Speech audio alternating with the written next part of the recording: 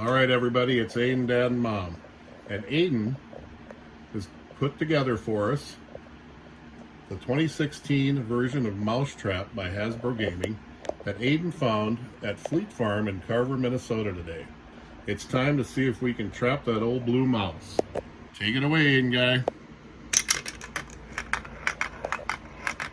And it's down the stairs, and that marble goes around the chute, into the bucket, up to the tub.